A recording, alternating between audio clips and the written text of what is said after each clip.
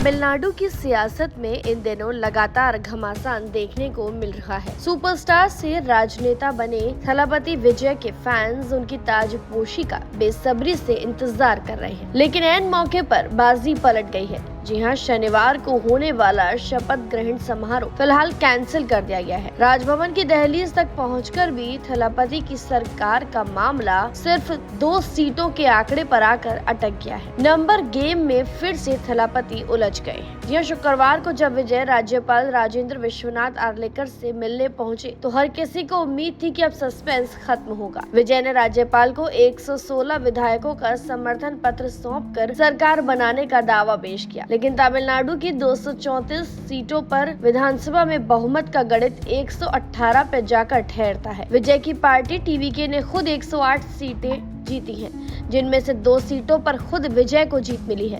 समर्थन की लिस्ट में कांग्रेस, सीपीआई और सीपीआईएम के विधायक तो शामिल हैं, लेकिन पेच आईयूएमएल और वीसीके पर आकर फंस गया है। इन दोनों ही पार्टियों के पास 2-2 विधायक हैं और इनमें अब तक अपना समर्थन पत्र नहीं सौंपा है। राज्यपाल ने साफ कर दिया है कि जब तक 118 विधायकों का लिखित समर्थन नहीं मिलता, वो सरकार बनाने का न्योता नहीं दे सकते। जैसे ही शपथ ग्रहण रद्द होने की खबर आई, चेन्नई की सड़कों पर सन्नाटा पसरा और मायूसी छा गई। टीवीके के हजारों समर्थक शनिवार सुबह से ही गवर्नर हाउस लोक भवन के सामने जमा हो गए और नारेबाजी करने लगे। भीड़ को काबू करने के लिए पुलिस को हल्का बल प्रयोग करना पड़ा और कई समर्थकों को हिरासत में भी लिया गया। वहीं दूसरी ओर गलियारों में नई सियासी खिचड़ी की पकने की भी चर्चाएं तेज हैं।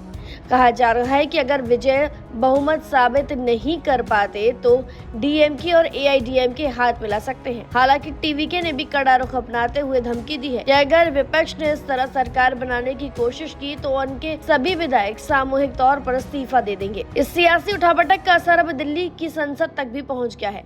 कांग्रेस के साथ गठबंधन टूटने के बाद डीएमके ने लोकसभा में अपने सांसदों की सीट बदलने की मांग कर डाली है।